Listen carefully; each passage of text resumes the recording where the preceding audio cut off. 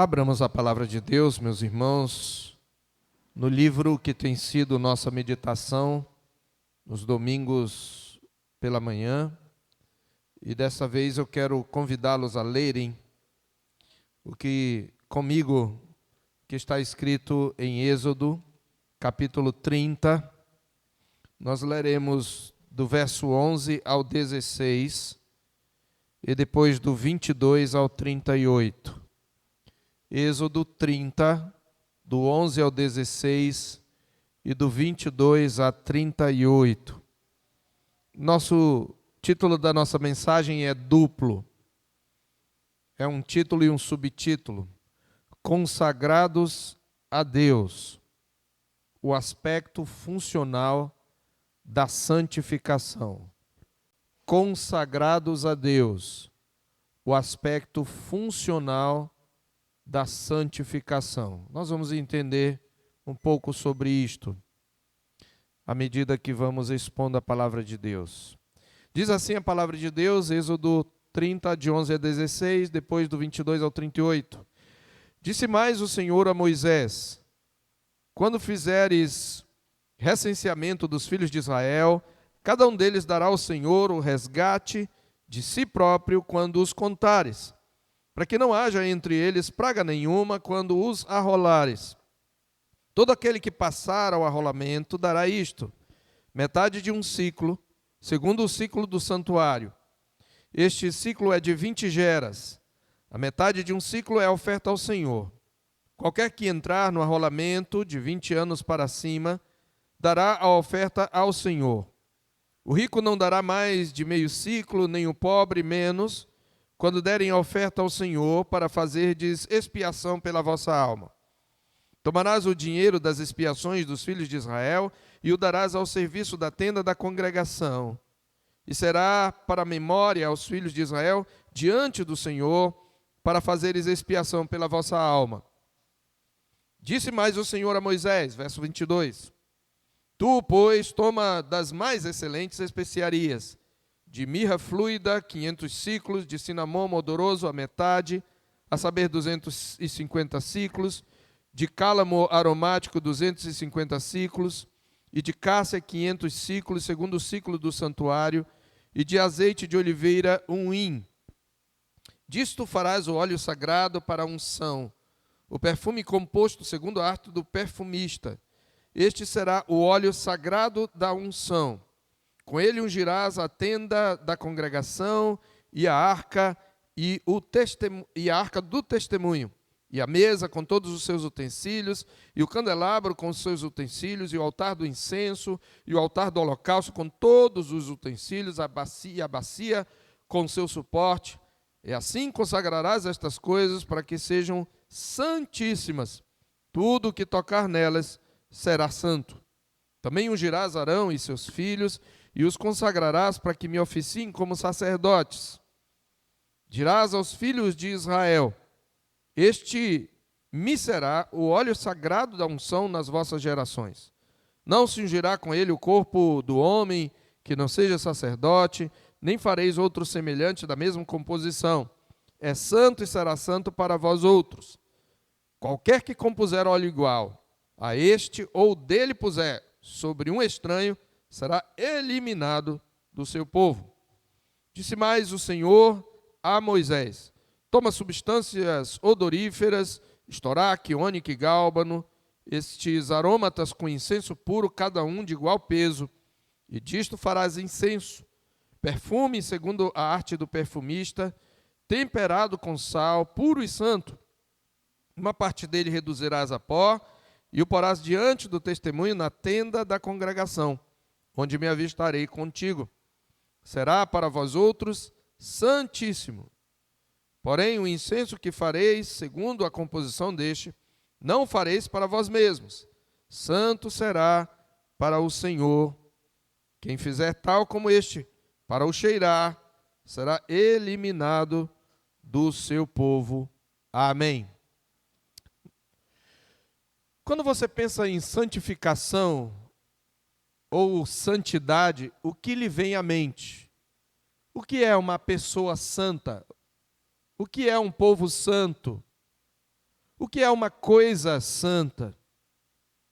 Qual o seu conceito de santidade? Nós costumamos pensar, meus irmãos, em santidade como um sinônimo de pureza. A pureza, por sua vez, envolve abstinência daquilo que é impuro, obviamente. De fato, o processo de santificação envolve apartar-se de uma conduta pecaminosa. Paulo fala da santificação nestes termos, por exemplo, em 1 aos Tessalonicenses, capítulo 4, versículos 3 a 5, onde ele diz, 1 aos Tessalonicenses 4, de 3 a 5, vou ler na Nova Almeida, pois a vontade de Deus é a santificação de vocês. Em que consiste essa santificação? Ele explica que se abstenham da imoralidade sexual, que cada um de vocês saiba controlar o seu próprio corpo em santificação e honra, e não com desejos imorais como os gentios que não conhecem a Deus. Aqui, meus irmãos, a santificação é claramente definida em termos negativos, ou seja, em termos daquilo que devemos evitar, daquilo de que devemos nos abster, aquilo que não devemos fazer a fim de cultivar a pureza. É o aspecto negativo da santidade. Podemos dizer que isso faz parte do aspecto ético e moral da santificação. O aspecto ético e moral. Santificação, obviamente, está ligado à moralidade. E mesmo esse aspecto moral tem a sua contrapartida positiva. Nós somos chamados a nos santificar não só nos abstendo daquilo que é pecaminoso, mas também nos revestindo das virtudes cristãs, das virtudes de Cristo. A Bíblia fala, revesti-vos como eleitos de Deus, Colossenses 3,12 em diante, santos e amados, de ternos afetos de misericórdia, de humildade, de mansidão, de longanimidade, etc. Ainda estamos no aspecto moral da santificação. Todavia, meus irmãos, nós erramos porque comumente nós paramos aqui. Comumente nós consideramos a santificação apenas em termos do que não devemos fazer, até mesmo no aspecto ético e moral, ainda reduzimos ao que não devemos fazer, ao que nos é proibido. E esse conceito reducionista pode nos levar ao legalismo. Há outros aspectos importantes da doutrina da santificação que comumente nós desprezamos. Primeiramente, nós costumamos desconsiderar, por exemplo, que a Escritura já nos trata como santos em função da nossa união com Cristo e da habitação do Espírito. Independente do que fazemos, nós somos chamados santos por estarmos unidos a Cristo e por termos o Espírito Santo. Nós temos, por exemplo, várias passagens, e uma delas que eu quero citar é 1 Coríntios 6, de 9 a 11. Na verdade, Paulo aí está mostrando que devemos nos santificar porque já somos santos. 1 Coríntios 6, de 9 a 11, diz: ou vocês não sabem que os injustos não herdarão o reino de Deus? Não se enganem, nem imorais, nem idólatras, nem adúlteros, nem afeminados, nem homossexuais, nem ladrões, nem avarentos, nem bêbados, nem maldizentes, nem roubadores herdarão o reino de Deus. Esse tipo de pessoas, e ele não está citando todos os tipos, mas ele está citando a guisa de exemplo. Sabe por quê? Porque no meio dos coríntios havia pessoas que tinham tido essa conduta. E ele diz, vocês sabem que esse tipo de pessoa não herdará o reino de Deus. Mas veja o que ele diz no verso 11. Alguns de vocês eram assim, ou na sua tradução, tais fostes alguns de vós. Alguns de vocês eram ladrões, avarentos, afeminados, homossexuais, adúlteros, imorais, idólatras. Alguns de vocês eram assim, mas vocês foram lavados, foram santificados, foram justificados no nome do Senhor Jesus Cristo e no Espírito do nosso Deus. Ele está falando de uma santificação que é uma condição espiritual proveniente da nossa redenção e da nossa união com Cristo. Nesse caso, a santidade é uma condição que nos foi dada pela graça, por meio de Cristo, e que é mantida e garantida pela habitação do Espírito Santo em nós. É certo que, pelo fato de sermos santos, devemos cultivar a santificação. Quando nós voltarmos à lição, na verdade, na quarta-feira, eu peço que os catecúmenos não faltem, alguns faltaram essa quarta, talvez por motivo justo, nós vamos tratar sobre santificação. E você vai entender, vai ser um complemento àquilo que estamos falando aqui. Mas o ponto é que a santificação aqui tem um aspecto que alguns chamam de posicional. Por estarmos em Cristo, nós somos santos. Mas há ainda, meus irmãos, um terceiro aspecto negligenciado da nossa santificação. É o que podemos chamar de aspecto funcional. Daí o título da mensagem, Consagrados a Deus, o aspecto funcional da nossa santificação. Deixa eu ensinar uma coisa aqui para as crianças que já leem. O que é funcional? Geralmente, nós descobrimos o significado de uma palavra pela relação que ela tem com outra. Ela é derivada de outra. Funcional vem de função. Função é o papel que alguém exerce, ou alguma coisa exerce. Tem a ver com o uso que se faz, tem a ver com funcionar. Então, o aspecto funcional da santificação é o que a santificação produz em nós, ou significa no sentido de um serviço. Então, grosso modo, meus irmãos, santificação ou santidade significa a qualidade daquilo que é separado. Santificação significa separação. Você já conhece esse termo. Mas separação de quê e para quê? Veja, as pessoas que não têm Cristo estão separadas de Deus. E isso não tem a ver com santificação. Então, que tipo de separação? Em que tipo de separação consiste a santificação? As coisas chamadas de santas na Escritura, elas eram separadas do uso comum e dedicadas ao uso do serviço divino. Esse é o conceito de separação. Santo é aquilo que foi separado de um uso comum, ou, como se chama, profano, para ser usado no serviço divino. Esse é o conceito básico, essencial de santificação. E tudo que nós falarmos vem daí. Então, é interessante que é por isso que as coisas que eram santificadas, elas tinham que passar por um rito de consagração. É o que nós vemos no nosso texto, meus irmãos. Especialmente no trecho que fala da unção do tabernáculo e seus utensílios, bem como na unção dos sacerdotes. A ideia de separação está ligada à purificação, obviamente. O sangue tinha que ser aspergido. Porém, esse processo de purificação tem uma função. Daí a palavra funcional. Liga aqui que eu estou definindo da maneira mais clara possível. Então, esse processo de purificação era para que esses objetos, que eram usados no dia a dia, pudessem ter uma função especial. Qual é a função? Servir exclusivamente a Deus, as coisas de Deus, servir para o culto.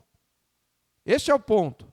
Então, nessa perspectiva, santo é um sinônimo de consagrado. Talvez a palavra que melhor resume o sentido completo de santo é consagrado, dedicado e pertencente a Deus. Então, santo é tudo aquilo que foi consagrado, dedicado e é pertencente a Deus. Veja como santificação vai além da pureza moral. A pureza tem um propósito. Deus é santo, para servi-lo eu tenho que ser santo. Mas o alvo, o propósito é o quê? Servir a Deus, agradar a Deus, glorificar a Deus. Lembra o fim principal do homem? o fim principal do homem. A santificação está ligada ao fim principal do homem. Então, o nosso texto, o texto que lemos, ele fala exatamente desse aspecto da santificação. Nós devemos ter em mente que todo o material que seria usado no tabernáculo, ele veio de onde? Ele veio das riquezas que os filhos de Israel trouxeram do Egito, quando os despojaram na saída. Eu quero que você abra em Êxodo capítulo 3, versículos 21 e 22, e depois Êxodo 12, 35 e 36. Êxodo 3, 21 e 22. Sem guerrear, os filhos de Israel iriam despojar os egípcios. O que é despojar? Tomar as riquezas. Quando um exército vencia outro, geralmente tomava as suas riquezas. Só que o povo de Israel despojaria os egípcios sem guerrear. Por quê? Porque o Senhor guerrearia por eles. E diz o verso 21, eu darei mercê a este povo aos olhos dos egípcios, e quando sairdes, não será de mãos vazias. Cada mulher pedirá à sua vizinha, à sua hóspeda, joias de prata, e joias de ouro, e vestimentas, as quais poreis sobre vossos filhos e sobre vossas filhas, e despojareis os egípcios. E de fato, conforme Êxodo 12, 35 e 36, foi o que aconteceu, quando eles já saindo do Egito, despojam os egípcios. Verso 35, fizeram, pois, os filhos de Israel, conforme a palavra de Moisés, e pediram aos egípcios objetos de prata e objetos de ouro e roupas. E o Senhor fez que seu povo encontrasse favor da parte dos egípcios, de maneira que estes lhes davam o que pediam, e despojaram os egípcios. Despojar é tomar as riquezas. Eles saquearam os egípcios. Então preste bem atenção. Os objetos herdados e que seriam oferecidos para o tabernáculo, eles eram de uso comum dos egípcios. Alguns eram joias que as mulheres egípcias usavam, roupas que elas vestiam. Talvez aqueles que eram mais ricos tinham objetos e utensílios usados no dia a dia como recipiente de água, de perfume, que eram feitos de materiais preciosos, joias preciosas. Alguns deles até possivelmente eram usados em ritos idólatras. Talvez alguns deles fossem amuletos, porque alguns brincos e penduricalhos eram usados como amuletos. Então, esse material, desde joias, metais preciosos e tecidos, agora seriam usados no tabernáculo. Os metais seriam derretidos, as pedras seriam lapidadas, os tecidos seriam, talvez, recosturados, tecidos de novo, e eles seriam usados no tabernáculo, isto é, no culto ao Senhor. É por isso que eles precisavam passar por um rito de consagração para separar desse uso profano para o uso do culto. E esse rito de consagração, ele envolvia aspergir com sangue, simbolizando a purificação, e aspergir com o óleo da unção. O que é aspergir? Espirrar. Para as crianças aí maiores que estão prestando atenção. Aspergir é você espirrar, salpicar um líquido em cima de alguém, quando você borrifa perfume. Normalmente, naquela época não tinha spray, então eles pegavam um galho normalmente de isopo, uma planta que era muito usada para isso, molhava naquele líquido e salpicava sobre aquilo que se queria consagrar. Você vê isso no capítulo 29, observe aí, versículo 21 e versículos 36 e 37. Tomarás então o sangue sobre o altar e do óleo da unção, e os aspergirás sobre Arão e suas vestes, sobre seus filhos e as vestes de seus filhos, que eram feitas com tecido tirado lá, levado do Egito, para que ele seja santificado, e as suas vestes, e também os seus filhos, e as vestes de seus filhos com eles. Verso 36 e 37. O sangue usado. Também cada dia prepararás um novilho como oferta pelo pecado, para as expiações, e purificarás o altar, fazendo expiação por ele, mediante a oferta pelo pecado, e o ungirás para consagrá-lo. Nós podemos ainda conferir o que está em Levítico. Levítico é o manual de culto israelita. Ali tem todos os detalhes de como eram feitos os sacrifícios. Eu quero ler apenas um trecho, que é Levítico capítulo 8. Levítico capítulo 8, versos 10 a 12. Levítico 8, de 10 a 12 diz: Então Moisés tomou o óleo da unção e ungiu o quê? O tabernáculo e tudo o que havia nele, e o consagrou, e dele aspergiu 7 vezes sobre o altar, e ungiu o altar, todos os seus utensílios, como também a bacia e o seu suporte para os consagrar. Depois derramou do óleo da unção sobre a cabeça de Arão e ungiu para consagrá-lo.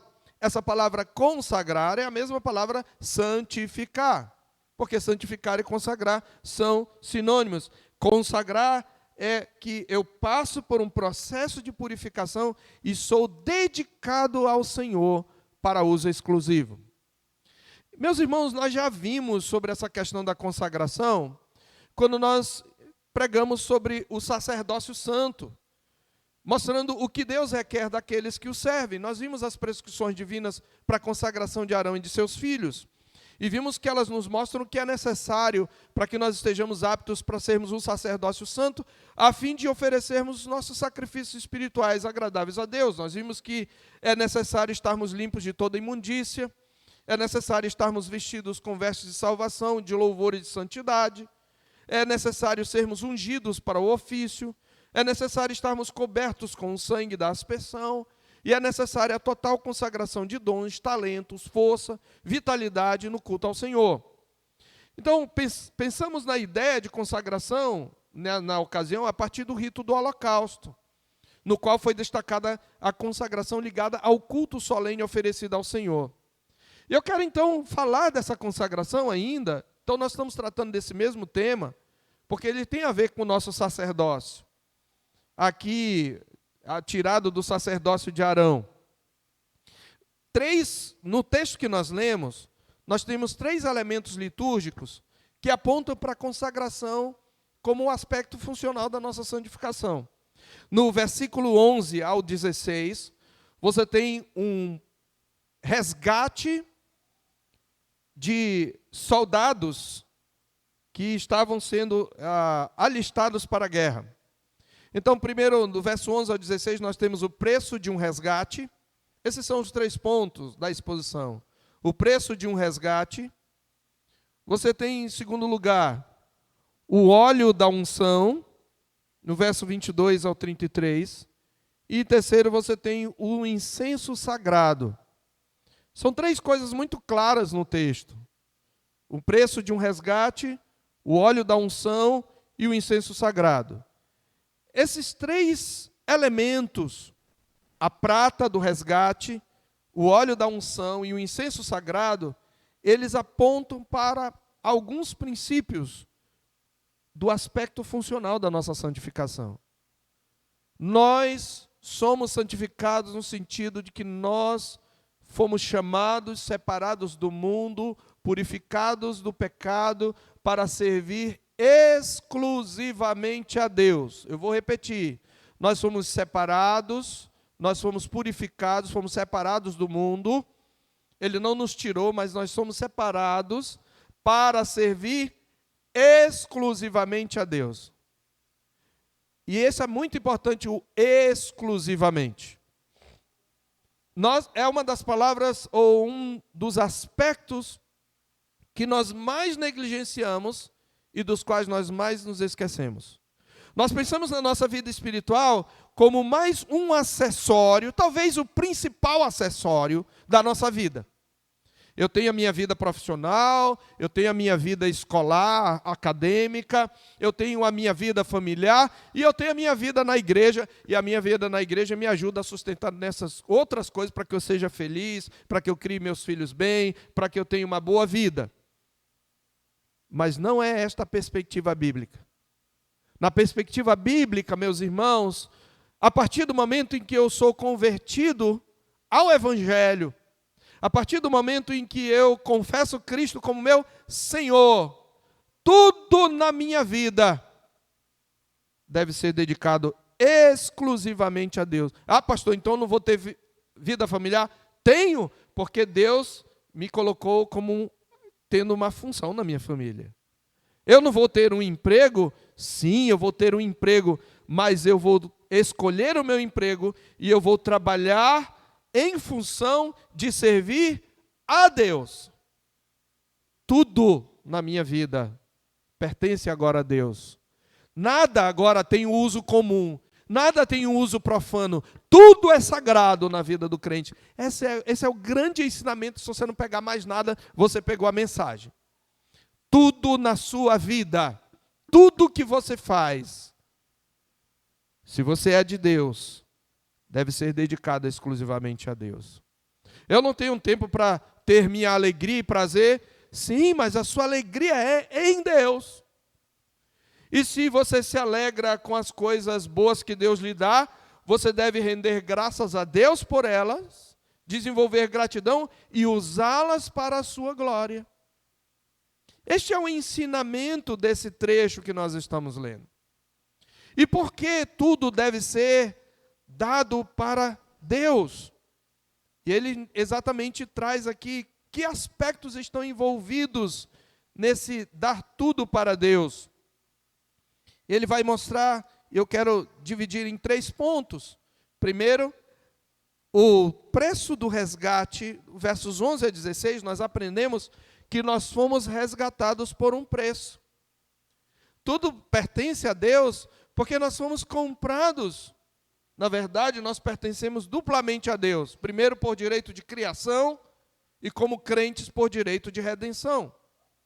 Em segundo lugar, nós vamos ver que essa vida de dedicação a Deus, ela depende e ela se torna eficaz pela unção que vem do santo. Então, nós fomos resgatados por preço, em primeiro lugar. Em segundo lugar, nós recebemos a unção que vem do santo.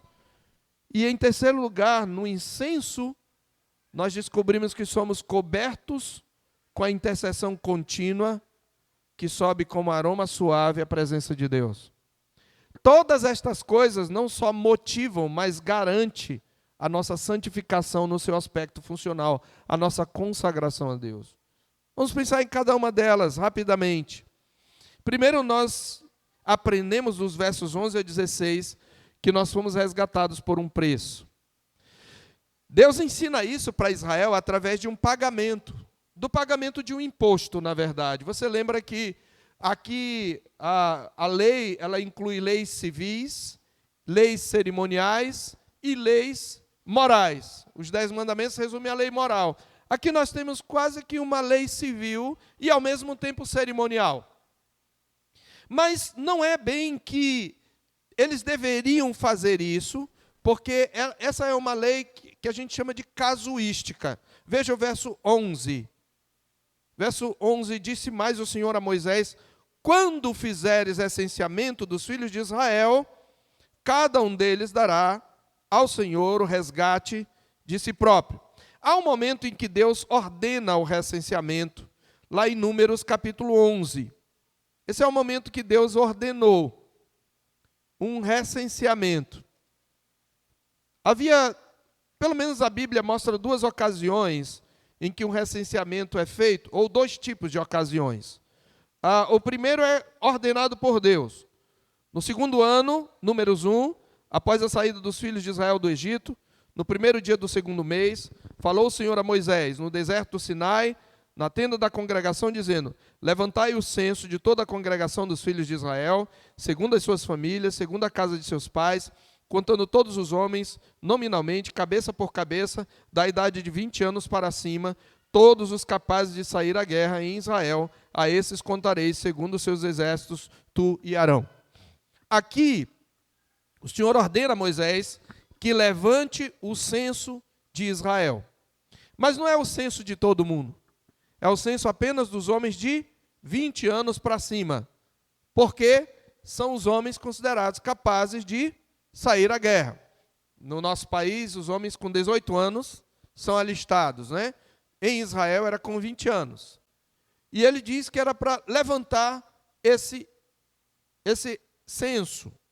Porém, há uma outra situação em que o censo é levantado, não por ordem de Deus, mas contra Deus, mas para que talvez ele se gloriasse. É o caso de Davi, em 2 Samuel, capítulo 24. Então tem um primeiro momento que Deus ordena, mas tem um momento que a ira do Senhor se acende contra os israelitas, e ele incita Davi contra eles, dizendo: vai, levanta o censo de Israel e de Judá. Por que Deus incita Davi? Porque ele se acende. Possivelmente porque eles estão... Há uma outra passagem em 1 Crônicas que diz que é Satanás que se levanta. Não há contradição, porque Satanás não é nada mais do que o chefe do departamento de trevas do reino de Deus. Como disse o professor meu. Deus permitiu que Satanás fizesse isto, Deus predeterminou, embora ele não seja autor do pecado, mas é possível que Israel estivesse se orgulhando das suas vitórias, e Davi também. E Davi queria levantar o censo para saber a força do seu exército. E isso o fez esquecer-se, ou demonstrava que ele se esquecia, que não era pelo poder, pelo número do seu exército, mas era por causa do poder do Senhor, que ele havia tido vitórias. E é por isso que uma praga aparece. Ali o Senhor envia uma praga que mata milhares de pessoas, 70 mil homens do povo, no verso 15. Nós não vamos falar dessa narrativa, mas é só mostrar que o levantamento do censo poderia ser motivado pelo orgulho, pelo desejo de ver a minha força e pela autoconfiança.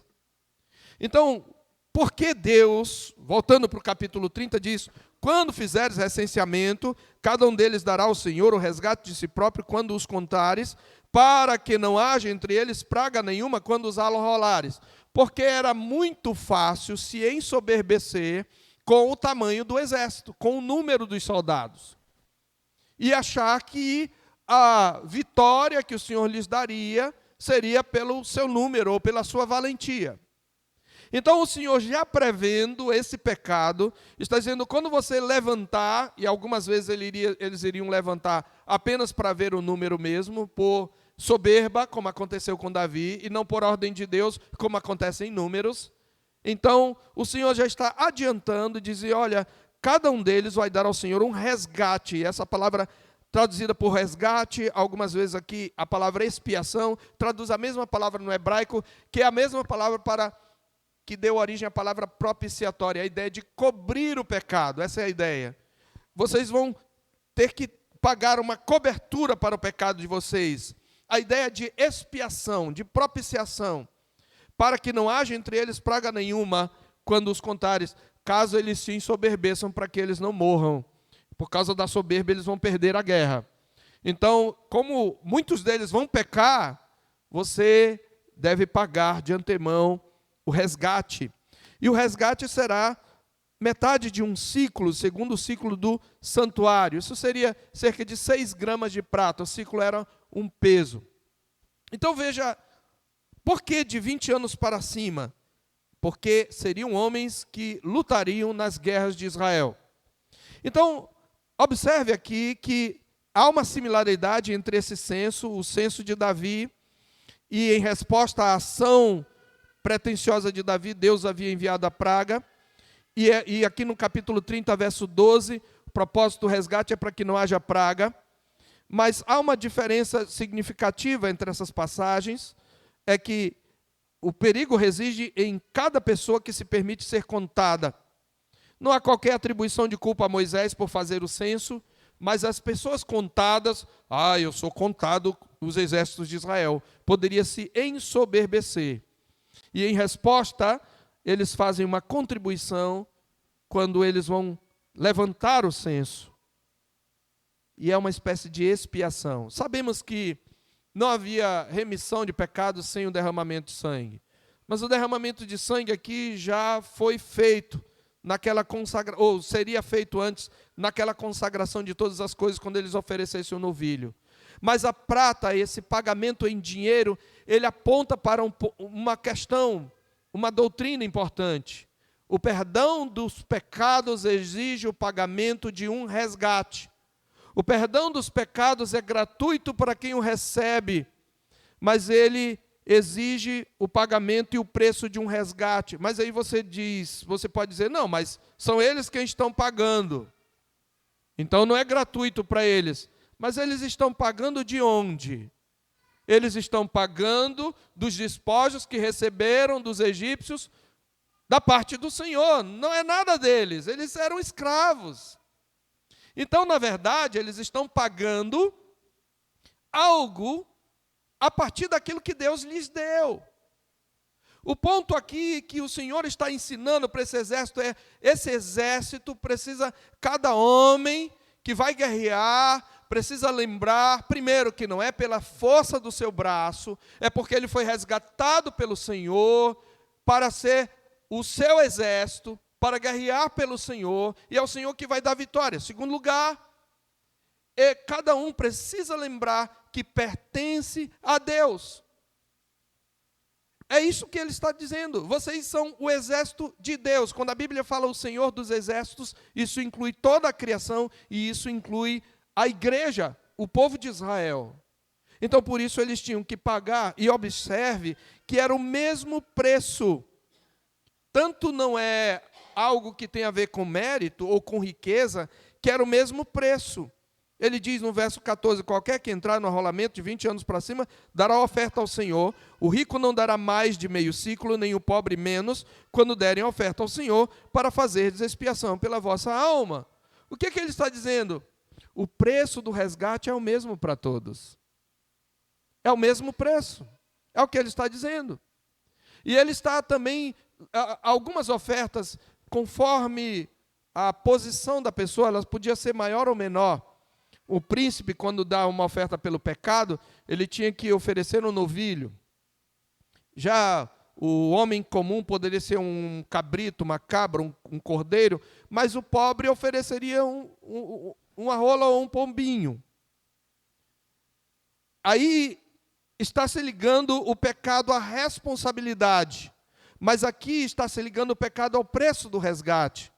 Ele está dizendo, vocês foram resgatados pelo mesmo preço. Nesse sentido, vocês se igualam. E quando vocês pagam essa prata, vocês estão lembrando que vocês foram resgatados pelo mesmo preço. Vocês estão sendo lembrados que vocês não são de vocês mesmos. E vocês também estão sendo lembrados que a vida de vocês já foi resgatada. Vocês podem tranquilamente guerrear, sabendo que a vida de vocês não será destruída para sempre. Este é o ponto. Ora, saber, meus irmãos, que nós fomos resgatados por preço, não nos deve motivar, não nos motiva a vivermos para aquele que nos comprou. Saber que nós fomos resgatados pelo sangue precioso de Jesus, todos nós, foi pelo mesmo sangue que nós fomos resgatados, não deve nos motivar a viver exclusivamente para o Senhor. Não deve nos lembrar que nós não somos de nós mesmos. A palavra de Deus diz isso. Lá em 1 Coríntios capítulo 6, inclusive quando fala de santificação, ele está falando contra a prostituição, e no capítulo 6 de 1 Coríntios, o apóstolo Paulo usa essa figura do resgate. Ele diz, observe, o verso 18 em diante, fugir da impureza. Qualquer outro pecado que uma pessoa cometer é fora do corpo, mas aquele que pratica a imoralidade peca contra o próprio corpo. Acaso não sabeis que o vosso corpo é santuário do Espírito Santo, que está em vós, o qual tendes da parte de Deus, e que não sois de vós mesmos? Vocês não pertencem a vocês. Por quê? Verso 20. Porque fostes resgatados por preço.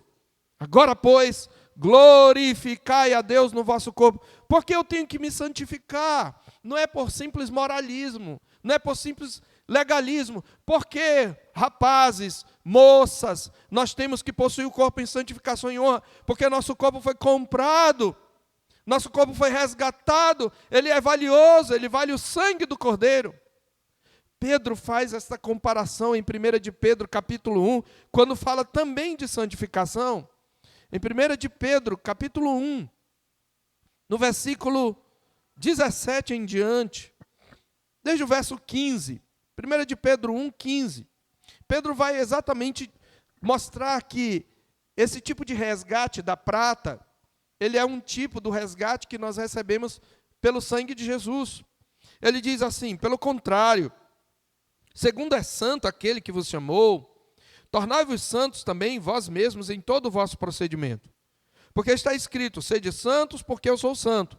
Ora, se invocais como Pai aquele que sem acepção de pessoas julga segundo as obras de cada um, portai-vos com temor durante o tempo da vossa peregrinação. Observe, sabendo que não foi mediante coisas corruptíveis, como prata ou ouro, que fosseis o quê? Resgatado do vosso fútil procedimento que vossos pais vos legaram. Mas vocês foram resgatados pelo quê? Pelos precioso sangue, como de cordeiro sem defeito e sem mácula, o sangue de Cristo, conhecido com efeito antes da fundação do mundo, porém manifestado no fim dos tempos por amor de vós. Vocês foram resgatados por um preço, mas não foi por prata. Prata não resgata ninguém. O Senhor Deus, portanto, está aqui trazendo uma simbologia. O Senhor Deus está pregando o evangelho para Israel através desse rito. Ele está só lembrando a cada soldado: você já foi resgatado, não tema oferecer a sua vida já foi resgatada, você não pertence a você mesmo, e todos foram resgatados pelo mesmo preço. Isto é motivação, irmãos, para vivermos em função do Senhor. Lembra que aqui era para aqueles que iriam guerrear, sabe por quê? Porque servir a Deus envolve guerrear.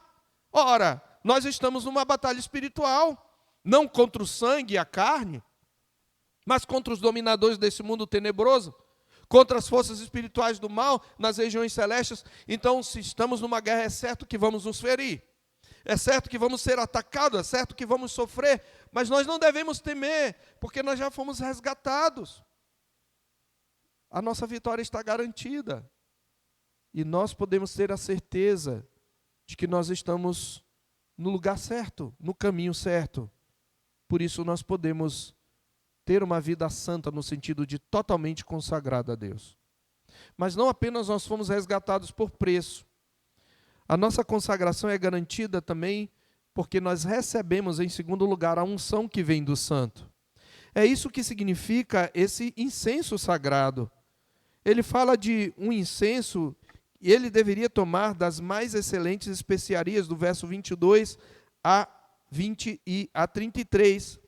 Observe, ele diz: olha, toma do mais excelente das especiarias, e aí ele cita, inclusive, quantos ciclos, qual o peso de cada um. Na tradução, a revista e a Nova Almeida atualizada, é mais ou menos isso, verso 23. Pegue das mais excelentes especiarias, 6 quilos de mirra, a metade, a saber, 3 quilos de cinamomo aromático, 3 quilos de cálamo aromático, 6 quilos de cássia, segundo o peso padrão, e 3,5 litros de azeite. Então, eram mais ou menos 18 quilos dessas substâncias odoríferas, ou seja, fragrâncias. E o azeite de oliva, e disso você vai fazer o óleo sagrado para unção, perfume composto. E esse óleo, primeiro, ele não poderia ser imitado. Ninguém poderia fazer desse perfume, desse incenso ou desse óleo perfumado para coisa nenhuma. Não podia nem usar para cheirar.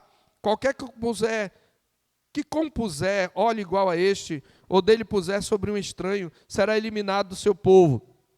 Então, essa história que tem hoje de pegar óleo e incenso, não sei de onde, de Israel, ela é uma heresia grossa, que nem no Velho Testamento seria aceito. Porque no Velho Testamento não era para a pessoa pegar aquele óleozinho, colocar no pescoço para ungir a casa, para ungir o carro, para se ungir. Não era para isso, não. Era para ungir as coisas do tabernáculo. Era para ungir o sacerdote. Não podia ungir mais ninguém. Então, nem no Velho Testamento você vai encontrar base para essas unções que a gente tem por essas seitas heréticas. Não tem base bíblica.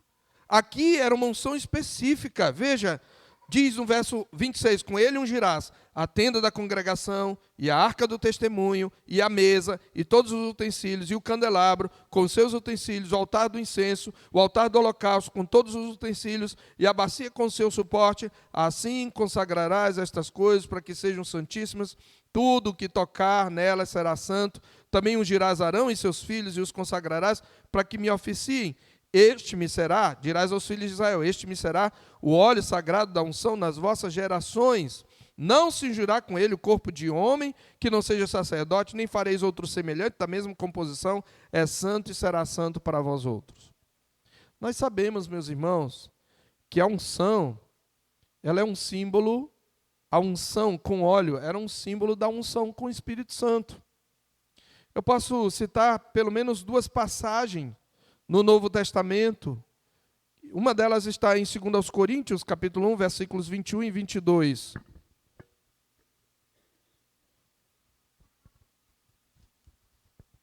Lá está escrito, 2 Coríntios 1, 21 e 22. Mas aquele que nos confirma convosco em Cristo e nos ungiu é Deus, que também nos selou e nos deu o penhor do Espírito em nosso coração. Nós temos o Espírito Santo. E como presbiteriano precisa lembrar disso. Você é crente, você é batizado com o Espírito Santo. Você tem a unção do Espírito e eu não tenho mais unção do que você. A outra passagem é 1 João, capítulo 2, verso 27. Porque os hereges diziam ter uma unção especial. São sempre os hereges que dizem ter uma unção especial. E na época de João era isso também. Os que negavam a plena divindade e a plena humanidade de Jesus. Mas no capítulo 2, 27, João diz: quanto a vós outros, a unção que dele recebestes permanece em vós, e não tendes necessidade de que alguém vos ensine, mas como a sua unção vos ensina a respeito de todas as coisas, e é verdadeira e não é falsa, permanecei nele, como também ela vos ensinou. Que unção é essa? A unção do Espírito Santo. E por que esse incenso, esse óleo da unção era perfumado? Porque exatamente isso. Ele mostra que essa unção produz um bom perfume, que é divino na sua origem. Ora, Paulo diz em 2 Coríntios 2, 14 a 16, nós somos para com Deus o bom perfume de Cristo. Naqueles que se perdem, nós somos cheiros de morte para a morte. Nos que são salvos, cheiro de vida para a vida. Nós somos o bom perfume de Cristo. Por quê? Por causa do nosso cheiro natural? Não. Se fosse para alguns ainda seria um mau testemunho. Por causa do Espírito de Deus. O Espírito de Deus nos faz exalar o bom perfume de Cristo. O Espírito de Deus garante que a nossa consagração, a nossa dedicação seja aceita por Deus. Mesmo sendo pecadores, mesmo a nossa dedicação não sendo 100%, porque nunca ela é 100%, o Espírito de Deus capacita, nos unge, para que nós possamos servir a Deus. Então nós podemos servir completamente a Deus, por causa do poder do Espírito Santo. Nós somos resgatados por um preço, nós recebemos a unção que vem do Santo, e por último, nós somos cobertos com a intercessão que sobe a Deus como aroma suave. E é isso que significa o incenso sagrado. É por isso que do incenso também, eles deveriam fazer um incenso com aromatas. Uma parte desse pó deveria ficar diante do testemunho, isto é, lá no Santo dos Santos. E a outra parte seria oferecida no altar de incenso. E esse também não poderia ser imitado.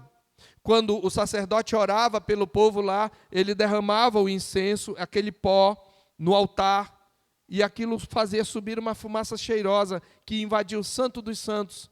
Aquele incenso representava a intercessão do sacerdote. E, novamente, isso aponta para Cristo. é claro que aponta para as orações dos santos, mas elas só sobem a Deus porque elas são levadas por Cristo, porque Cristo está no meio da congregação, Cristo está entre nós. Aos meus irmãos, declararei o teu nome e cantar-te-ei louvores no meio da congregação. Ele leva nossas orações a Deus. Cada vez que no culto nós elevamos orações a Deus, Cristo eleva essas orações. Ele é o sacerdote que lidera o nosso culto. E é por isso que nós podemos garantir, é por isso que nós podemos ter a certeza de que podemos viver uma vida consagrada a Deus, porque nós temos uma contínua intercessão por nós. Eu quero, queridos, concluir rapidamente. Eu quero lembrar que tudo isso que foi falado aqui é para que você entenda que a sua vida não lhe pertence.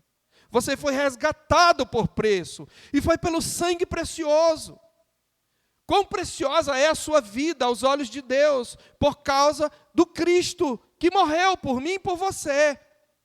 E isso não é motivação, saber que somos preciosos aos olhos de Deus, saber que o nosso precioso Senhor nos deu a sua própria vida, saber que o nosso corpo foi comprado com o sangue do Cordeiro eterno. Isto é a melhor motivação que nós temos, e isso devia levar-nos a trabalhar sempre pensando em glorificar a Deus, a estudar e dar o nosso melhor para a glória de Deus, a viver a nossa vida em família para glorificar o nosso Deus e agradá-lo em tudo, porque eu não me pertenço, você não se pertence, o seu trabalho é para glorificar a Deus, não é para o seu sustento em primeiro lugar, o seu estudo é para glorificar a Deus, não é para o seu sucesso em primeiro lugar. O seu dinheiro é para o serviço de Deus, mesmo quando você o usa no seu dia a dia, é para a glória de Deus, não é em primeiro lugar para o seu usufruto. As suas roupas que você veste são para glorificar a Deus.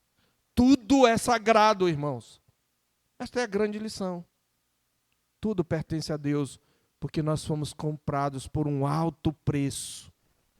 Por isso nós devemos valorizar tudo aquilo que fazemos e fazê-lo com o melhor para Deus. Não é quando serve apenas na igreja. Que o Senhor Deus nos dê a graça, meus irmãos, de lembrarmos isso toda hora. Você vai votar agora.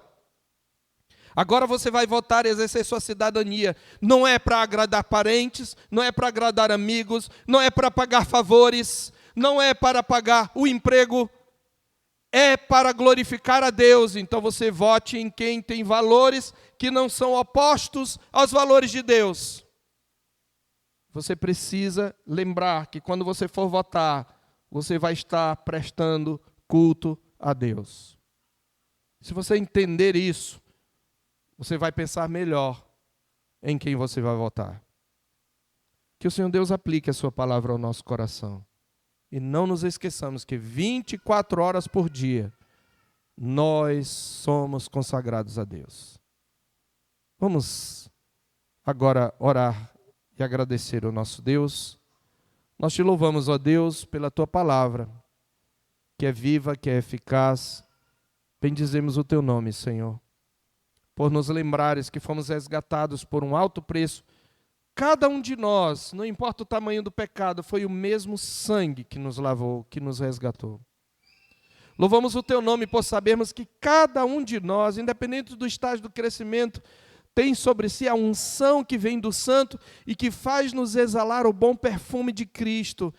Nós te louvamos, ó Deus, porque no nosso serviço ao Senhor nós contamos com a intercessão do nosso Senhor, que faz com que esse serviço, mesmo exercido de forma imperfeita, seja aceito diante do Senhor. E sobe como um aroma suave. Que estas coisas, ó Deus, nos motivem a tudo fazer, sempre para te agradar, sempre para a tua glória, sempre para o teu louvor. Mesmo quando nós vamos votar agora, Senhor, que possamos fazê-lo com responsabilidade, sabendo que é para o Senhor e não para homens. Nem sequer em primeiro lugar era para o nosso bem-estar, mas é para que o teu nome seja honrado. Que nos lembremos disso, ó Deus, durante todo esse dia. E que a graça do nosso Senhor e Salvador Jesus Cristo, o amor sacrificial de Deus, o nosso Pai, e a comunhão consoladora do Espírito seja conosco, e com todo o povo de Deus agora e para sempre. Amém.